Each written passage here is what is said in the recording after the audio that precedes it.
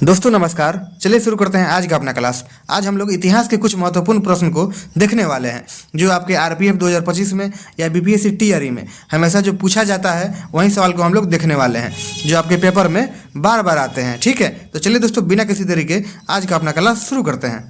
देखिए दोस्तों, आज का हमारा पहला सवाल यहाँ पे क्या कह रहा है, आर्य समाज के संस्थापक कौन थे? आर्य समाज के संस्थापक कौन थे? क्या रामकृष्ण परमहंस या राजा राम मोहन राय या दयानंद सरस्वती या विवेकानंद? तो ऑप्शन सी नंबर इसका राइट आंसर हो जाएगा, यानी दयानंद सरस्वती के द्वारा 1875 ईस्वी में। ठीक है, आप लोग डेट भी याद रखिएगा। 1875 ईस्वी में आर्य समाज का स्थापना किया गया था। राजा राम मोहन राय के द्वारा क्या किया गया था, तो ब्रह्म समाज की स्थापना किया गया था। ठीक है, और ब्रह्म समाज की स्थापना कब हुआ था, तो 1828 में हुआ था। ठीक है, ये बात भी आप लोग ध्यान रखिएगा। देखते हैं दोस्तों आज का दूसरा सवाल। यहाँ देखिए, भारत का प्रथम गवर्नर जनरल कौन था? यानी भारत का प्रथम गवर्नर जनरल कौन था? ऑप्शन ए में है क्या लॉर्ड डलहौजी, या बी में है रॉबर्ट क्लाइव, या सी में है वारन हेस्टिंग्स, या डी में है लॉर्ड विलियम बेंटिक। तो बताइए दोस्तों कि भारत का प्रथम गवर्नर जनरल कौन था? ठीक है, तो ऑप्शन डी नंबर इसका राइट आंसर हो जाएगा, यानी लॉर्ड विलियम बेंटिक जो था वह भारत का प्रथम गवर्नर जनरल था। ठीक है, देखिए दोस्तों आज का 3 नंबर सवाल यहाँ पे क्या कह रहा है, निम्नलिखित में से किसने रॉलेट एक्ट को काला कानून कहा था? रॉलेट एक्ट क्या था, तो कब आया था? आप लोग याद रखिएगा कि रॉलेट एक्ट 1919 में आया था। और यह क्या था, तो इसमें यही था कि बिना अपील बिना दलील के किसी भी व्यक्ति को अंग्रेजों द्वारा गिरफ्तार किया जा सकता था। ठीक है, तो इसको किसने काला कानून कहा था?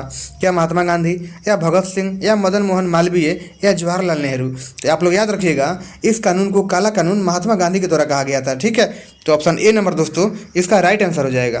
देखते हैं दोस्तों आज का 4 नंबर सवाल, ब्रिटिश ईस्ट इंडिया कंपनी की स्थापना कब हुई थी? तो बताइए कि ब्रिटिश ईस्ट इंडिया कंपनी की स्थापना कब हुई थी? तो आप लोग याद रखिएगा कि ब्रिटिश ईस्ट इंडिया कंपनी की स्थापना 1600 में हुई थी। ठीक है, ऑप्शन ए नंबर इसका राइट आंसर हो जाएगा। इसके बारे में दोस्तों नीचे हमने कुछ लिखा है, उसको हम लोग यहाँ पे देखते हैं। ब्रिटिश ईस्ट इंडिया कंपनी की स्थापना 1600 में हुई थी। ठीक है, अंग्रेजों ने 1608 ईस्वी में भारत में पहली अपनी व्यापारिक कोठी सूरत में स्थापित किया था। और सूरत कहाँ पे है, तो सूरत गुजरात में है। ठीक है, यहाँ पे ध्यान रखिएगा। इसमें क्या कह रहा है, महात्मा गांधी ने चंपारण यात्रा किस वर्ष में किया था? तो बताइए कि महात्मा गांधी चंपारण में कब आए थे? तो आप लोग याद रखिएगा महात्मा गांधी 1917 ईस्वी में चंपारण में आए थे। और किसके सहयोग से आए थे, उसका नाम था राजकुमार शुक्ल। ठीक है, यानी राजकुमार शुक्ल ने महात्मा गांधी को आग्रह किया था कि चलिए चंपारण के किसानों की स्थिति खराब है, आप उसको देखिए और उसका निवारण कीजिए। ठीक है, देखते हैं दोस्तों आज का 6 नंबर सवाल। यहाँ देखिए, चंपारण सत्याग्रह किस फसल की खेती से संबंधित था? ठीक है, तो अभी हमने ऊपर पढ़ा कि चंपारण सत्याग्रह हुआ कब था, 1917 में हुआ था। और यह किस खेती से संबंधित था, तो यह नील की खेती से संबंधित था। ठीक है, ऑप्शन ए नंबर इसका राइट आंसर हो जाएगा। आप लोग ये वीडियो दोस्तों अमन एकेडमी चैनल पर देख रहे हैं और अच्छा लगेगा तो लाइक कर दीजिएगा, सब्सक्राइब कर दीजिएगा। डेली ऐसे ही वीडियो हम यहाँ पे लाते रहते हैं। देखिए दोस्तों आज का 7 नंबर सवाल यहाँ पे क्या कह रहा है, किस अधिनियम ने ब्रिटिश सरकार को बिना किसी मुकदमे के किसी भी व्यक्ति को कैद करने की शक्ति दे दिया था? यानी हमने अभी आपको ऊपर में बताया कि रॉलेट एक्ट जो आया था कब आया था, 1919 में आया था। और इसमें क्या था, इसमें यही बात था कि बिना किसी मुकदमे को किसी भी व्यक्ति को गिरफ्तार कर लिया जाएगा। ठीक है, तो ऑप्शन ए में ही है Rowlatt Act, option A number ही इसका राइट आंसर हो जाएगा। देखिए दोस्तों अगर पूछेगा कि पिट्स इंडिया एक्ट कब आया था, यहाँ पे हम लिख दे रहे हैं पिट्स इंडिया एक्ट कब आया था, तो आप लोग याद रखिएगा यह 1784 में आया था। ठीक है, मार्ले मिंटू सुधार कब आया था, तो 1909 में आया था। ये सवाल ये पूछा जाता है। और मॉन्टेस्क्यू चैम्सफोर्ड अधिनियम यह कब आया था, यह 1919 में आया था। ठीक है, बात आप लोग याद रखिएगा। देखते हैं दोस्तों आज का 8 नंबर सवाल यहाँ पे क्या कह रहा है, जालियांवाला बाग की सामूहिक हत्याकांड कहाँ पे हुआ था? बताइए कि जालियांवाला बाग हत्याकांड जो हुआ था कब हुआ था, तो आप लोग डेट याद रखिएगा, यह 13 अप्रैल 1919 को हुआ था। ठीक है, और ये कहाँ पे हुआ था, तो यह पंजाब में हुआ था। पंजाब यहाँ पे है, देखते हैं जलंधर में, जलंधर पंजाबी में है, अमृतसर ये भी पंजाब में है, लुधियाना और होशियारपुर। तो option B number right answer हो जाएगा दोस्तों, अमृतसर में यह हुआ था। और एक सवाल और पूछा जाता है कि जालियांवाला बाग हत्याकांड जिस दिन हुआ था उस दिन कौन सा त्यौहार था? ठीक है, तो आप लोग याद रखिएगा उसका भी नाम, उस दिन बैसाखी का त्यौहार था। ठीक है, ये सवाल भी हमेशा पूछा जाता है। देखते हैं दोस्तों आज का 9 नंबर सवाल, जालियांवाला बाग नरसंहार के लिए बने जांच आयोग का नाम क्या था? यानी जलियांवाला बाग हत्याकांड जब हुआ था उसके उसके जांच के लिए अंग्रेजों द्वारा एक समिति बनाया गया था। उसका क्या नाम था? क्या साइमन कमीशन या रॉलेट ए आयोग? तो रॉलेट आयोग तो नहीं था, ऑप्शन सी नंबर देखते हैं। क्या हंटर आयोग या ऑप्शन डी में है सैंडलर आयोग? तो ऑप्शन सी नंबर इसका राइट आंसर हो जाएगा दोस्तों। जो हंटर आयोग था, यह हंटर कमेटी जलियांवाला बाग हत्याकांड के लिए अंग्रेजों द्वारा बनाया गया था। ठीक है, देखिए आज का 10 नंबर सवाल, हिंद स्वराज पुस्तक किसने लिखा था? बताइए, हिंद स्वराज पुस्तक किसने लिखा था?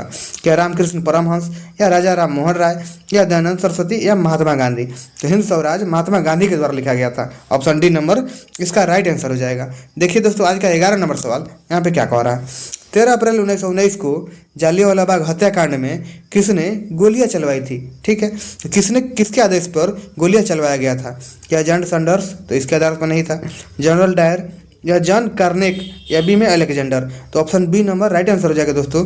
जनरल डायर के आदेश पर जलियांवाला बाग हत्याकांड में गोलियां चलवाया गया था। ठीक है, ऑप्शन बी नंबर इसका राइट आंसर हो जाएगा।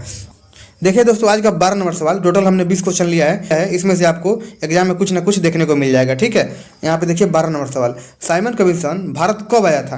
तो आप लोग याद रखिएगा, साइमन कमीशन का गठन जो हुआ था 1927 में हुआ था, लेकिन जब भारत आया तो 1928 में आया था। ठीक है, इसलिए ऑप्शन ए नंबर इसका राइट आंसर हो जाएगा। देखते हैं दोस्तों आज का 13 नंबर सवाल, यहाँ देखिए, गांधी इरविन समझौता पर हस्ताक्षर कब किया गया? यानी गांधी इरविन समझौता, ये भी पूछा जाता है कि गांधी इरविन समझौता कब हुआ था? तो आप लोग याद रखिएगा डेट उसका 5 मार्च, यहाँ पे हम लिख दे रहे हैं 5 मार्च 1931 को हुआ था। कहाँ पे है? ऑप्शन ए नहीं होगा, बी नहीं होगा, सी नहीं होगा, ऑप्शन डी नंबर में 1931 है, यह राइट आंसर हो जाएगा। 5 मार्च 1931 को गांधी इरविन समझौता हुआ था। देखिए दोस्तों आज का 14 नंबर सवाल, वंदे मातरम के रचनाकार कौन है? तो वंदे मातरम के रचनाकार जो है उनका नाम है बंकिम चंद्र चटर्जी। ठीक है, ऑप्शन ए नंबर ही इसका राइट आंसर हो जाएगा। देखते हैं दोस्तों आज का 15 नंबर सवाल, अगर आप लोग भारतीय राष्ट्रीय आंदोलन का विस्तार में क्लास देखना चाहते हैं, थ्योरी का क्लास, तो इसी चैनल पर बिहार शिक्षक भर्ती के लिए हमने कराया है, तो आप लोग वो वीडियो देख लीजिएगा, आपका काम हो जाएगा। ठीक है, प्ले लिस्ट जाके एक बार जरूर देख लीजिएगा। आज का देखिए 15 नंबर सवाल, भारतीय राष्ट्रीय कांग्रेस की स्थापना कब हुआ था? बताइए, और किसने किया था? तो आप लोग याद रखिएगा उनका नाम था एओ ह्यूम। ठीक है, एओ ह्यूम उनका नाम था, और इन्होंने स्थापना कब किया था? 1885 में किया था। ठीक है, 1885 में भारतीय राष्ट्रीय कांग्रेस का स्थापना हुआ था। देखिए दोस्तों आज का 16 नंबर सवाल, बंगाल विभाजन कब हुआ था? बताइए, बंगाल विभाजन कब हुआ था? क्या 1905 में या 1885 में या 1900 में या 1910 में? तो देखिए दोस्तों बंगाल विभाजन जो हुआ था, option A number right answer हो जाएगा। 1905 में बंगाल विभाजन हुआ था।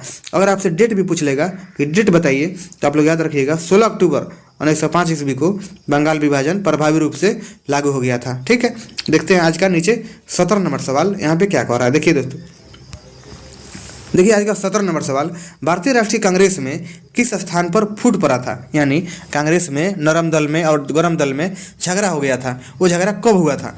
क्या 1906 के कोलकाता अधिवेशन में या 1908 के मद्रास अधिवेशन में या 1907 के सूरत अधिवेशन में?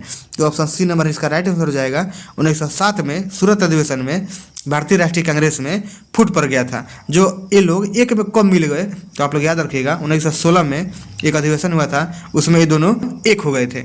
उसको हम नीचे क्वेश्चन के माध्यम से देखने वाले हैं। फिर यहाँ 18 नंबर सवाल देखते हैं दोस्तों, इसमें क्या कह रहा है, poverty and on British rule in India किसकी पुस्तक है? बताइए, poverty and on British rule in India, यह हमेशा आपके एग्जाम में पूछा जाता है।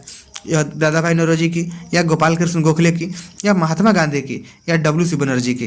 तो आप लोग याद रखिएगा WC बनर्जी हैं, यह भारतीय राष्ट्रीय कांग्रेस के प्रथम अध्यक्ष थे। ठीक है, WC बनर्जी, और इसका जो आंसर हो जाएगा ऑप्शन ए नंबर हो जाएगा। ठीक है, दादा भाई नौरोजी के द्वारा poverty and on British rule in India पुस्तक को लिखा गया था। देखते हैं दोस्तों आज का 19 नंबर सवाल, यहाँ पे क्या कह रहा है, BD सावरकर ने किस वर्ष अभिनव भारत का गठन किया था? बताइए, अभिनव भारत का गठन BD सावरकर ने कब किया था? क्या 1880 में या 1890 में? इसमें तो नहीं होगा दोस्तों, नीचे देखते हैं सी में है, या 1900 में या 1904 में? तो ऑप्शन डी नंबर ही इसका राइट आंसर हो जाएगा। यानी BD सावरकर ने अभिनव भारत का गठन जो किया था 1904 में हुआ था। ठीक है, ऑप्शन डी नंबर इसका राइट आंसर हो जाएगा। ये बात आप लोग ध्यान रखिएगा। देखिए दोस्तों आज का 20 नंबर सवाल और आज का यह अंतिम सवाल है।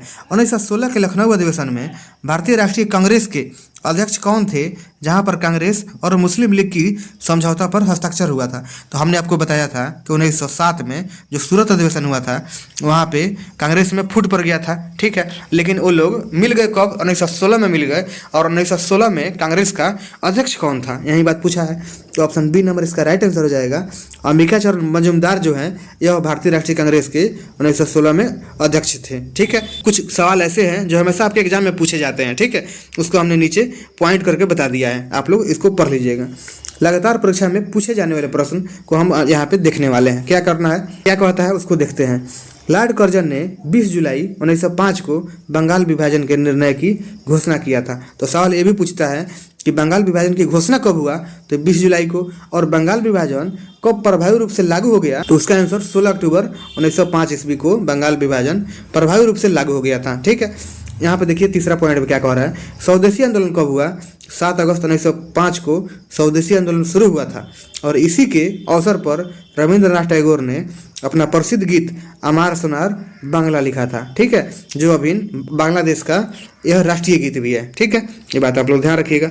नीचे देखते हैं दोस्तों, यहाँ पे देखिए बंगाल में पी मित्रा ने अनुशीलन समिति का गठन किया था। सवाल पूछता है कि अनुशीलन समिति का गठन किसने किया था?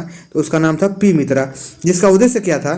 खून के बदले खून, यानी अंग्रेज अगर हमारा खून बहाएंगे तो हम अंग्रेजों का खून बहाएंगे, ठीक है। यही इनका उद्देश्य था। वेलेंटाइन सिरोल, यहाँ पे देखिए वेलेंटाइन सिरोल एक व्यक्ति थे, अंग्रेज थे। इन्होंने बाल गंगाधर तिलक को भारतीय असंतोष का जनक कहा था, यानी इन्होंने कहा था यह एक उग्रवादी नेता है, ठीक है। इसलिए इन्होंने भारतीय असंतोष का जनक ही इनको कह दिया था, कि इनको बाल गंगाधर तिलक को। नीचे देखिए, नीचे भी कुछ पॉइंट है, उसको देखते हैं। महाराष्ट्र से महत्वपूर्ण क्रांतिकारी पत्र काल, यहाँ पे एक खींच लीजिएगा लाइन, काल का संपादन पराजंपे ने किया था। ये सवाल कितनी बार पूछा गया है कि काल एक पत्रिका हुआ करता था, इसको किसने लिखा था? तो पराजंपे ने लिखा था, ठीक है। यहाँ पे देखिए दोस्तों अगला पॉइंट यहाँ पे क्या कह रहा है। प्रफुल्ल चाकी और खुदीराम बोस ने 30 अप्रैल 1908 ईस्वी को मुजफ्फरपुर के जज जो थे किंग्सफोर्ड की हत्या का प्रयत्न किया था। ये सवाल भी पूछा जाता है कि खुदीराम बोस और प्रफुल्ल चाकी ने इनकी हत्या का प्रयास कब किया था? तो 30 अप्रैल 1908 ईस्वी को। और यहाँ पे देखिए नीचे अगले दिन हुआ था क्या? हुआ यह कि गलती से बम जो था वह दूसरे व्यक्ति थे कैनेडी, उनके गाड़ी पर गिर गया, जिसमें 2 महिलाओं की मृत्यु हो गई। इस दुखद घटना के कारण चाकी ने, यानी जो प्रफुल्ल चाकी थे, उन्होंने आत्महत्या कर लिया। और खुदीराम बोस जो थे वो 15 वर्ष की अवस्था में 11 अगस्त 1908 ईस्वी को उनको फांसी दे दिया गया, ठीक है। तो ये बात भी आप लोग ध्यान रखिएगा। दोस्तों वीडियो अच्छा लगा होगा तो लाइक कर दीजिएगा, सब्सक्राइब कर दीजिएगा। मिलते हैं कल के क्लास में। कल हम लोग क्या पढ़ेंगे? तो कल हम लोग जलियांवाला बाग हत्याकांड जो 13 अप्रैल 1919 को हुआ था, यानी 1919 से लेकर 1947 तक के जो घटनाक्रम है उसको हम लोग पढ़ेंगे। आज हमने पढ़ा है 1885 से लेके और उसके बाद में, यानी समझिए ना 1910 तक हमने आज के वीडियो में कवर किया है। 1910 से 1947 तक कल के वीडियो में हम लोग पढ़ने का प्रयास करेंगे, ठीक है।